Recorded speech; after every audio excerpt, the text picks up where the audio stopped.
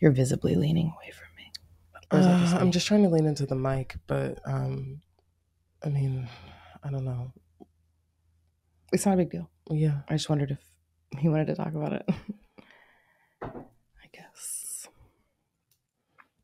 This episode of Dear Jessamyn has profanity, sex talk, weed smoking, and a bunch of other shit that's just not for everybody. You also may not agree with the stuff we say or how we say it, and we think that's great. We promote cannabis medicine to people over 21. If you're not 21, come back when you are.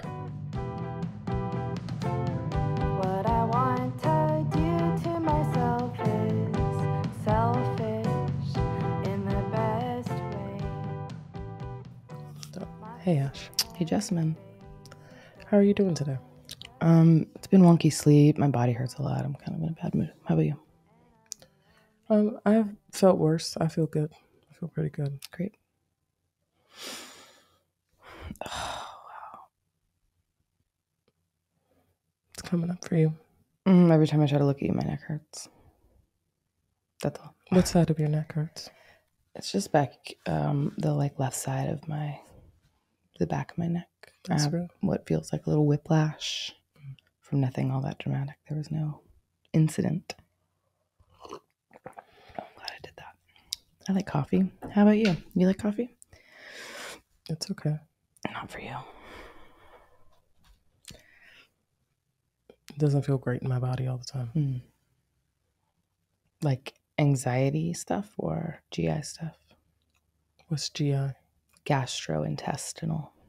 No, it makes my heart race. Mm-hmm. I have a history of heart problems in my family. I like to just drink it. Oh, sorry, that makes sense. What's up? No. Do I know the what now? You're visibly leaning away from me. Or is that just me? I'm just trying to lean into the mic, but I mean, I don't know. It's not a big deal. Yeah. I just wondered if he wanted to talk about it. I guess.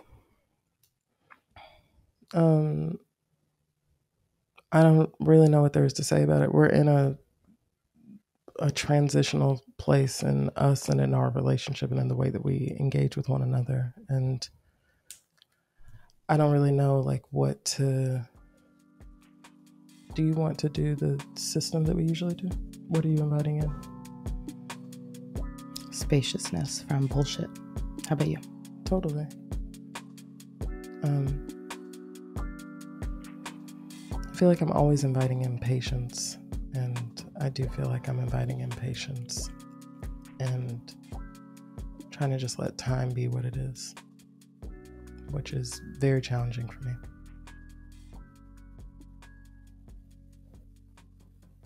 Okie dokie. Do you want to answer this Deary Queery? This is dumb. Why are we doing this? It was scheduled, so that's why we're doing it. Maybe that's not a reason to do it. If you want to not do it, we can not do it. I just don't want to do it shitty. Okay. How would you like to do that? I don't know. Get real. Let's get real then. What would you like to say?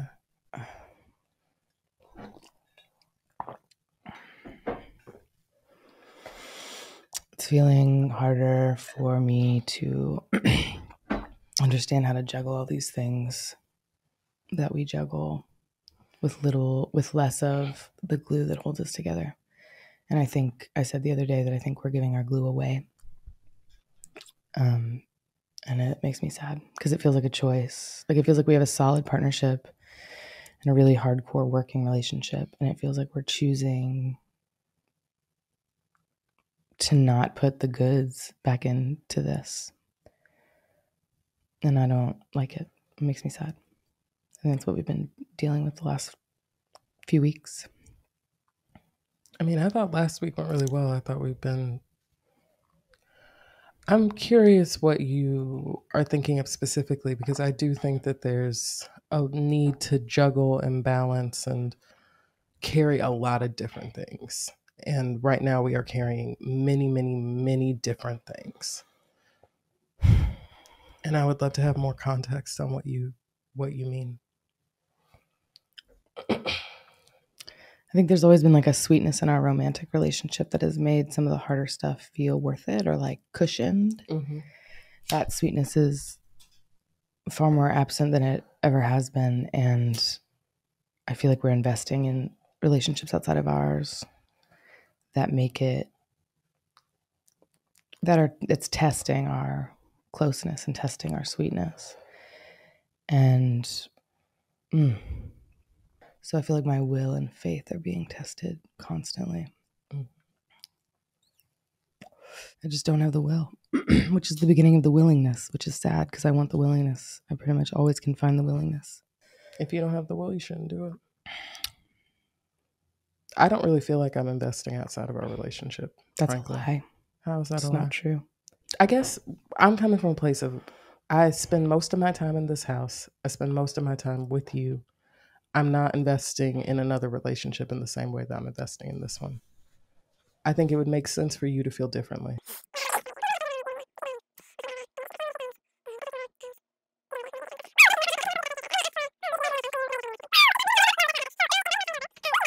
Or was it like You same and your time, double or- standards. Is it a double Literally, standard? Yes, Ashe, it is. So this should just be a fight episode? No, I don't even understand why we're talking about this. Okay. Because we don't have a therapist. Okay, well, then maybe we should get a therapist and stop doing this podcast, frankly. I Why is don't- everything so mutually exclusive to you? Because Your I'm brain just over- makes it binary and then it's one thing or it's another. I'm over this. I don't Which enjoy part? this whole thing that we're doing right here. I'm not Podcast. into this. No. I'm just not. Oh my God. Let me try to find the words. I'm not into the characterization that you just made about this weekend, especially thinking about the way that you were behaving around my friend. Behaving? Yes. The thing, he's not my father, so I'm not like behaving around him. You do are things, impossible. he does It is things. impossible for you to be an adult around other people. Okay. You revert to complete childhood whenever you are not getting your way. That's not the case, but I hear that that's what you're feeling right Okay. now. I'd love to poll the audience, but sure. I would love to poll the audience. I would love to poll the audience on when they're tested to their limit, what they seem like.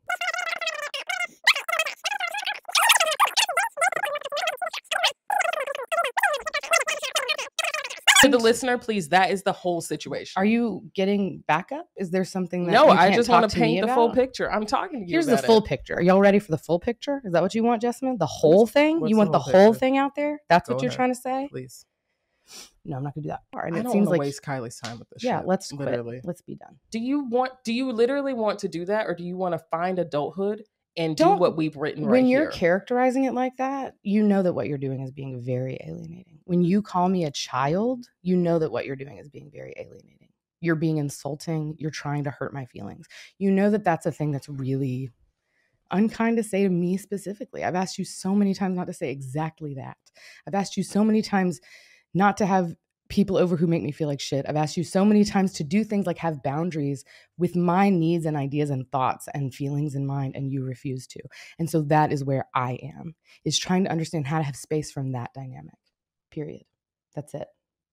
I think we should stop doing this. The show, this show. No, I think that we should really talk about whether or not we should even be in a relationship or doing this show or anything. Because like this, I just think it's not sustainable. It's driving me crazy. I feel like I don't even understand what you're seeking other than complete chaos. And like, I feel like it's just, It's 'cause I'm you not don't into it. listen to the things that I ask of you. So if you don't understand What what is I'm it that you're seeking- asking of me that I'm not doing? Are you being for real right now? there's no way to have this conversation. Number one, because you're different on this show. Everybody would be. I am. Number two, we haven't been open to each other in weeks. Like, you asking me a question like that, there's no way to answer it. Tell me how I could answer that question. You ask these questions that are impossible to answer, so that I have nothing for you. So you're like, see, there's nothing. It's just, what are you doing? What could you be? I just feel like you could give a fuck. You don't listen to me. I do. You are openly disrespectful to me all the time. I tell you about what's going on in my life. I try to tell you about my friendships. I try to tell you about their evolution. You don't want to hear it. Hey, I know you asked for a different thing, and so this must. I'm over this. Okay. I'm over You this. done? You Let's were shut not it good off, at being Kylee. No. Please don't. you are holding a really intense double standard right now. Are you really on your phone right now? That's how a way that people discharge anxiety, you know. So yeah, I did look at my phone. It's true.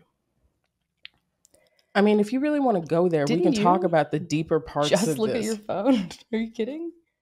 You're so immature. I'm not immature. What I'm trying to say is that you talk about double standards, and I think the fact is we have a lack of something that makes, and maybe it's like, I don't know, maybe it's something people try to get rid of. Like we're not scared of each other. I don't know what it is. There's something lacking where like we don't, I don't know. What is the purpose of what we're talking about right now?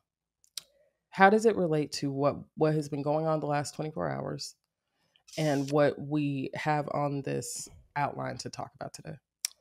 Sorry. I'm fucked everything up. Got it. Does that feel like a fun answer for you? It's like the only answer that I think is going to be acceptable to you. What else is there to say? I'm bad at my job. Is that what it is? That's a theme. We could roll with that. The audience knows about that already. What else? You're replacing me with somebody else? I'm literally not. This is what is so hard about working with you. You make everything personal. You do not know how to just hold your fucking maturity at all. It's not about your feelings. It's not, no one is coming in to replace you. And I cannot continue to tell you that. Because it's fine.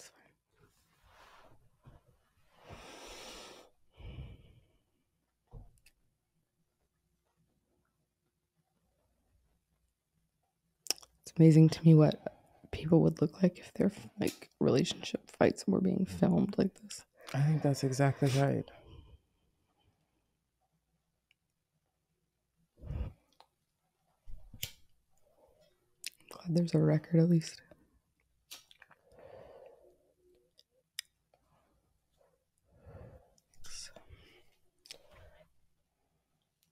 Shortest episode in history.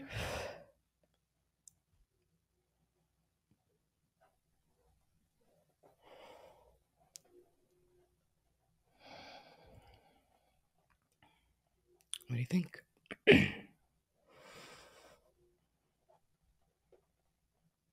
I think I'd like to better understand where you're coming from, and I'd like to do this question that is on here, and I think we have the capacity to do that.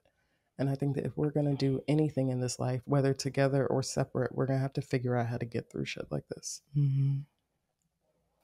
Okay, what's next? We can stop recording if you'd like.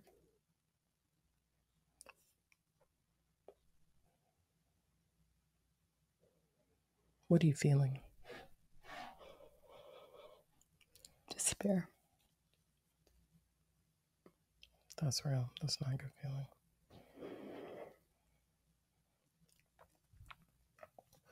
What would make you happy? I don't think despair really leaves less space for that vision, but for me right now. But not crying right now would make me feel better for sure. I wish I wasn't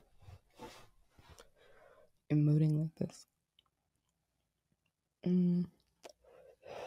don't know. I think some clarity on what's coming next would be nice, because it's just been like this for so long. It's hard to keep my head in the game, you know?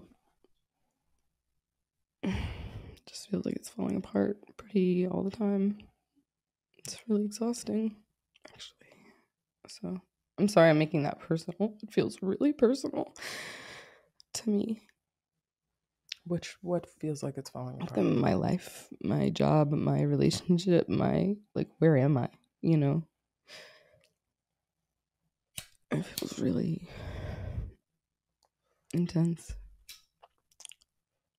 I feel pretty like I'm lacking a lot of the resources that I feel like could make it feel less intense. So.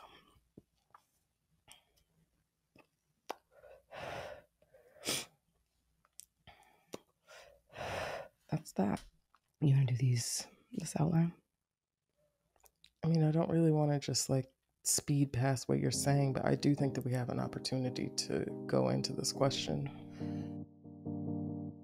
Do you want to read the question? Yeah, I can read the question. This is a Deary Queery, and it goes a little something like this. I am monogamous at my core, and I've been on a few dates with someone newly dating after a really hard divorce. She is planning to explore being poly, and I fully understand that she is and why she needs to do it, and I'm here for it. I think this is an important connection, and it's just foolishness to even date each other knowing if we fall in love where our base beliefs are. We're grown folks and also tender-hearted, so this is new and sweet and sexy. I just don't want to be a dummy. Do you poly folks ever date monogamous folks with clear boundaries, or does it always end poorly? And Everything ends poorly, first of all. Literally, somebody dies at the end of every single story. Everyone. Life is a tragedy. So yes, it will end poorly. If you want to go into a relationship worried it might not end poorly, back away. Yeah. Find a dog. Yeah. There might be. It's still going to end poorly. It's going to end poorly. And not because like I'm sad right now. Like because Kylee, death is a part the of last life. relationship you were in, you know what I'm saying? Everything ends poorly. It's just all lessons. Poorly is a subjective idea too, because like if you, what does it mean? It's going to end eventually. Right. Like there's going to be some ending. You might be sad. There's going to be a cycle, and you're going to be sad, and you're going to learn from the sadness and have new skin and either move on or be dead. Yeah. I mean, that's all. I guess if you don't want to, if you're worried about something ending poorly, then like buying an artificial plant is a good relationship to have, because it's not going to change, but you'll still need to like dust it and shit and like rinse the leaves. I mean, I don't prefer to date monogamous people, frankly, and that's actually I've had a friendly flirtation with someone that I believe is now just purely friendly, but I've had a friendly flirtation with someone who is monogamous, and he actually came to help me understand a lot more about monogamy and why people are monogamous. And I think it's a very specific choice. I think it is. I feel like radical honesty can come with monogamy as well, for sure. I've never seen it, but I think it can happen. I think it's an important connection. It's just foolishness. What was I going to say? Oh, in terms of poly people dating monogamous people. Yeah, we have a close friend who's been in a monogamous a poly person who's been in a relationship with a monogamous person for almost 3 years. Who or what? A poly other partner dates a monogamous person. Oh, I don't feel like it's a good idea to Edward Scissorhands kind of editing game, eh? Should we keep going with this? Or no? We can stop if you want. It just doesn't feel like the show that we do, you know? It feels like the show that we do to me. I feel like we come on here, we have a fight, we sometimes talk about something, and then it's put out into the world for people to listen to. So I don't know if you have like a fake persona or something that you're not able to get to today, but I'm not feeling that different than I usually feel. Heard. I don't think it's a good idea to be unclear with people about, like, I think that if you're monogamous, if you say that you are monogamous, it is likely that you will consistently have an issue with a partner who is polyamorous, unless you are comfortable with them living their truth because you are so deeply embedded in your own truth. And that I feel like could work. Like if you were monogamous and you know that like you're down for this person, but like you also understand that they need to do what they need to do and it doesn't have anything to do with you, but you're good with them and you can find compersion for them and like appreciate what their other partners bring into your life, then hell yeah, monogamous and poly people date. But like, I think that sometimes there's not that level of communication. And so that is a really hard kind of dynamic to do. Or that level of like knowing yourself. Like I dated somebody once who was married to a person. They had been monogamous and she was like, yeah, but I need to fuck women. So she started dating women and he didn't really start dating. But he did. I mean, there were like these concessions or something, I guess, made for him to like have sex with other people every so often. But and she was whatever, she didn't care. And so yeah, in that sense, I feel like he was kind of monogamous, but like also getting like physical and boredom needs met, I think, because he didn't treat those sex relationships like partnerships. He treated them like encounters. So I feel like that was an example of something that I've seen work. But to your point, I think you really have to know each other, know yourself more than you know each other. I think you have to know yourself. And if you are monogamous, it's because you don't want to do that. Somebody else is poly, it's because they do, right? Yeah, I think anybody's one thing though. Yeah, I don't think what comes up there sometimes. I would argue that all relationships are polyamorous. That even in relationships that are monogamous, that there are other people in that person's life, the monogamous person's life, totally, that are partnerships. Like it could be your parent. Like some people are really close with their parents, and they talk to their parent like literally every single day, and that parent is a part of their relationship with someone else. It might be your child. Like you might have a really your child is literally in your relationship. So like, right. I feel like the concept of monogamy doesn't really fit with the world that we live in, but I think that it is a function of the patriarchy. It is a really, I think, clever way to control people and to, I don't want to paint with too broad a brush, but I think it is one of the ways that we can manipulate each other by saying that that you need to be monogamous because you're like, afraid of being left. You're afraid that no one's going to love you. And if this one person has said that they are going to do it, then you feel a sense of security. But I'm like, do you really feel a sense of security? Like, are you really? I think all that is in yourself. I think the sense of security comes in monogamy or polyamory or celibacy from the self. I think that's where you're getting a sense of security. I know that's why I don't have a sense of security in our relationship right now. For instance, if you want to I'm on it. I'm sorry, that's just where I'm at. So I'm not pretending like I'm not. What are you saying? I'm not secure in myself. I don't know myself. I don't really like myself super well. Yeah. And so how could I be in this? And so I think that's actually the biggest thing that's happening with us right now for me is that I want to be alone because I'm trying to figure out this that I just said, where my security is, where my home is in me. And it's scary and it's hard. Yeah. And I feel like you react to it and then I react to you reacting to it. You know what I mean? Like it's a lot. And I have like a really insecure attachment style. I'm a highly traumatized person. Like I got left a lot. I don't know. I don't like being alone. So it's scary, but I think I don't know what your situation is. Obviously, you would more than me, but I am I'm feeling really insecure in this relationship, and it's fucking with everything in my life. But it's because I'm insecure in myself. So everywhere I go, I'm insecure in myself. You know, everything I try, work, the grocery store, whatever, it's all colored by that lens. And so then there's the deeper existential crisis of like, what am I going to do with my life then? You know? So after just like feeling pretty bombarded by these concepts for the last chunk of time, I just feel exhausted.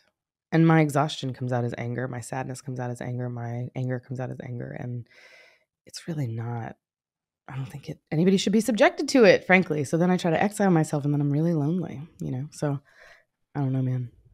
It feels like a lot over here. It is a lot. I'm sure it is a lot for you too. I think that it's not about me. I feel you that's a lot. That makes a lot of sense. Anyway, thanks. That's my self-diagnosis. I don't think you need to minimize it, or not for me anyway. I think that's a shared experience. I think a lot of people feel what you're describing. I've certainly felt what you're describing. Yeah. I mean,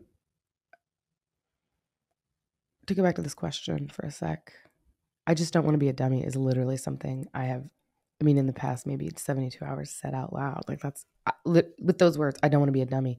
I feel like you and I were having this conversation, Jessamyn, about intelligence. You were like talking about, which I say that, everybody has some feeling of this. Like I want to hang out with somebody who's smart. And I was like feeling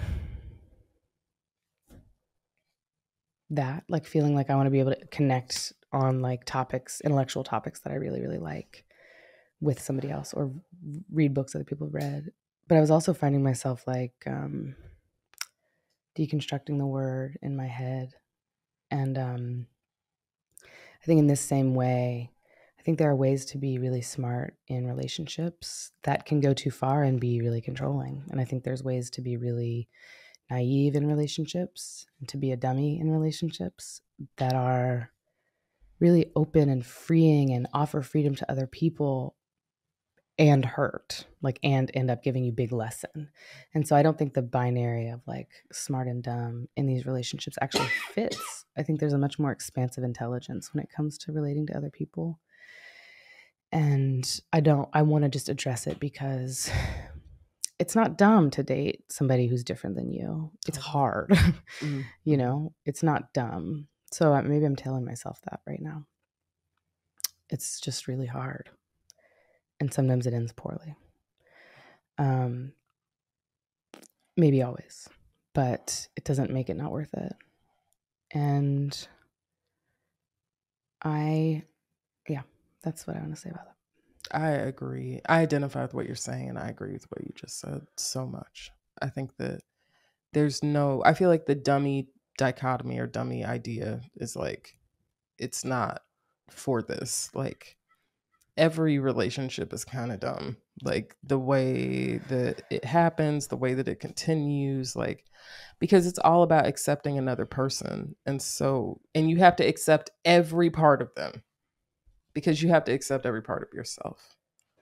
And like that process, I don't know, it has been so deeply romanticized in film and television that it's hard to even like decipher what actual love and relationship development looks like, because we're all so desperate for a fairy tale happy ending. And like, that is just not the reality. Like, there's always going to be some shit, and it's always going to be something where like you have to look at yourself, and then you look at this other person, and you can make a choice.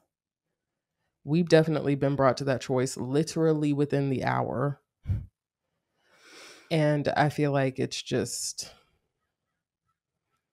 life is just choices. It's just a series of choices. And like, you can be in a relationship with someone where like you look back on it and be like, yeah, maybe I won't do that again. Or like, maybe that type of relationship is not the type of relationship I'm trying to be in. But it's because you've learned more about who you are, which is ultimately a net gain, no matter what you're doing, no matter how good the pussy was with the person you just broke up with. Like, if you learn more about yourself as a result, you're winning the game of life. I have this question. I've had this question about you since, I've been thinking about it since yesterday, but it's something that I've been thinking about a lot over the last year. Is like the way that you talk to me whenever we're fighting. Sometimes it can be really cruel and intense. And I will wonder if I'm not, like, maybe I'm being oversensitive or something. That's or another like thing. Can I just even say what I'm saying? Like, sometimes I'll think like, maybe I don't, or like maybe I'm not hearing you fully, and like I need to receive you better. And like, then there are other times where I'm like, no, that was just like a really cruel thing to say. And like, I think she was trying to be cruel. And like, I am not, at this point, it's not an issue of her. It's like, is this something that I am trying to do? Is this the kind of relationship that I'm trying to be in? Is this how I want someone to talk to me? Is this how I believe that someone should communicate with me? And the reality is that I do have a history of keeping people in my life who treat me like shit, who talk to me in a way that is hurtful, because it's what I think I deserve. And I see that happen with us. And I felt even over the last month or so that you're like ramping it up in different ways, almost like you're trying to get me to break up with you. And all of that is my psycho drama. And I feel like it's in this category of like, well, like, I don't want to be a dummy, you know, like, because I look at it and I'm like, you know, I don't want to be like in this relationship for years where like I feel like shit, and then later I look back and I'm like, why was I in this relationship where I was like feeling like shit? And like the other reality is that like I'm learning so much about myself. I'm learning so much about the world, and like regardless of what happens, like I am going to be stronger. I am stronger. I'm literally stronger than I was before. Literally. Like in every way. Amen. And so I just feel like it's no big deal to be a dummy, or like that's what I'm telling myself. I guess now I'm curious, like, how does that hit you? What do you think? I think there was, if one is being painted a picture by what you just said, I feel there's like there's a huge blank space on the canvas of like your offerings and contributions to our conflict. But that wasn't what you were talking about. I feel you. I'm feeling like it's like unjust or something, but I feel that. Paints a real shitty picture of me, which I think happens a lot. Are those the kinds of conflicts? Are those the kinds of conflict points that I, you know what I mean, I'm interested in, like being influenced by, being, same question sort of to myself is like, there are a number of like, what would be, I think, deal breaker things that happen in our relationship that I've stuck with, you know what I mean? Just like moved through, learned a lot about myself around. And maybe the lesson is don't do that, maybe the lesson is don't get so deep into something that really early on the person was like showing you that they treat you in a way that you don't like, Because I think much of the time that we lived together in Durham, I was having similar conversations with myself and my friends that you're talking about now, and I was like, no, like I'm the common denominator. Like I know that I need to think about the ways that these things are happening, and maybe I'm too needy. Maybe I want too much from this person. Maybe I'm codependent, and so I shouldn't be asking these things of this person. And whether that's true or not, or was true or not, it felt like it wasn't a match, and it felt like I numbed myself out and like deadened some of the things that I desire for a long time. And now I think we're here, and I'm sort of like sorting that out, especially with like, I don't know if we've said this on the podcast, but and it's not a common thing, but you did say something like off the leash one time, like that you off the leash, like I've let myself off the leash or something. I do feel like California has sort of been that for the both of us. Like, I'm going to do whatever I want. I'm going to do it even if you ask me not to. I'm going to do it whether you like it or not. Like those kinds of things has been a very California theme. And I think it's really damaged our relationship. Like, hopefully not irreparably, because I'm in love with you and love doing these things that we do. I hate the ways that I guess sometimes we learn lessons, in this with each other. But I hear you. I mean, I'm not trying to, the things that you said I'm taking in because it's important to me to hear, to have the mirror and to hear how I'm impacting you. But yeah, that was my follow-up, I guess, to what you said. I hear that. I wonder if sometimes I talk too long and you zone out because it's... No, I just don't know what to say in response to what you're saying. I hear you. And I feel like I'm really speaking to the tone that you speak to me with. Speak to me with. When we're in conflict. Yeah. And I notice it because it is totally unique to this relationship. For me too. Heard. For me, I've traced some of the uniqueness of of the ways that what comes up for me in our conflicts to old wounds, like old hurt that we never talked about. So for me, it feels like the difference between implicit and explicit memory. Implicit memory being like pre-verbal memory. I know you hate that I studied psychology, but this is what happens.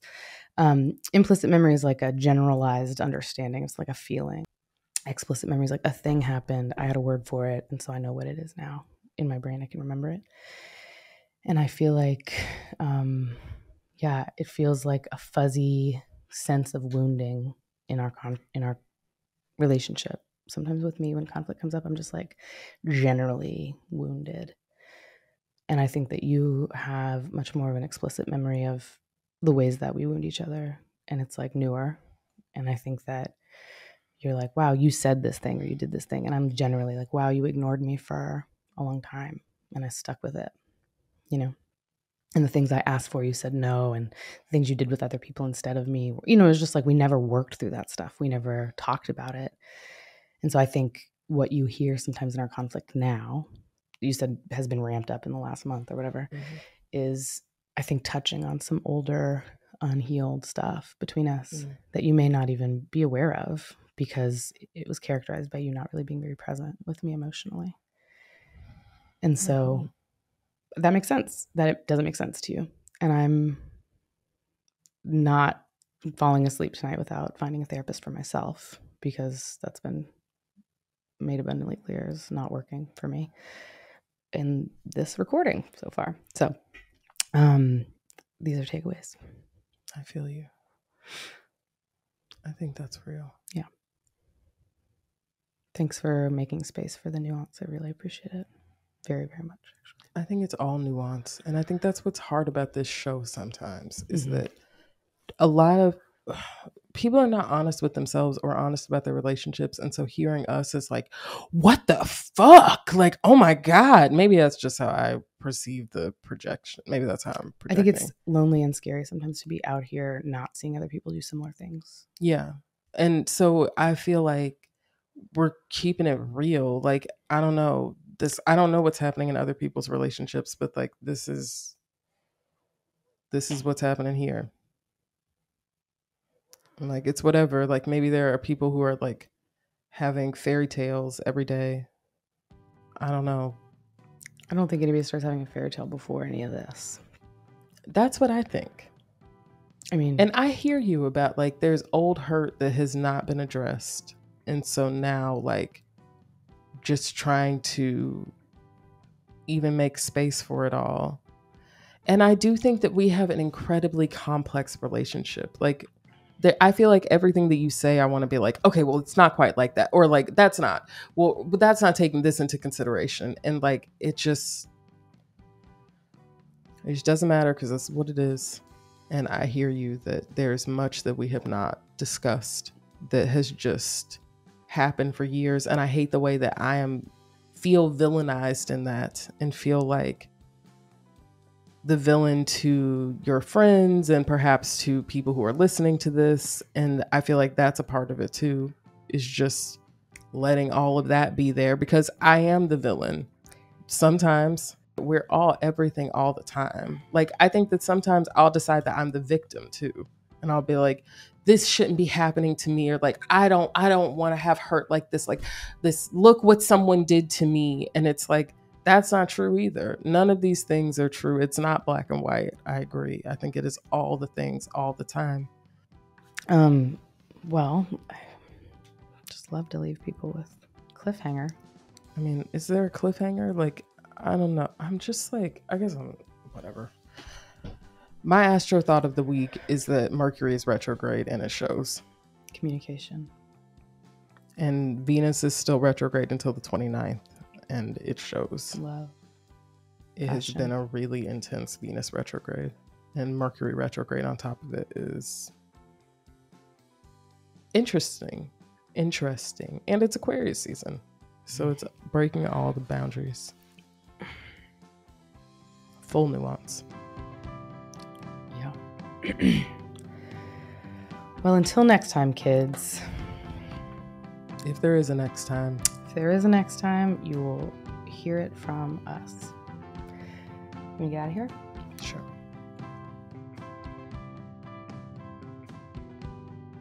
Dear Jessamyn is produced by Tenderfire Media. For more on our show, follow us on Spotify and Instagram at Dear Jessamyn, or head over to our website, dearjessamyn.com. If you're an Apple Podcast person, you can subscribe to our show, and while you're there, write us a review.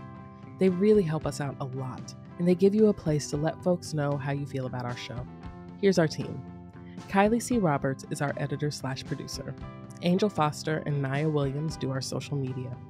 Janie Leopard draws our art, and Fruit Snack plays our theme song. Montez Mickles is our director of production. Anna Rooney is my chief of staff. Amber Richardson is Ashe's chief of staff. Ashe Danger Phoenix is my co-host and co-producer. And I am Jessamyn Stanley. And we believe that no one should be in jail for weed. Tenderfire.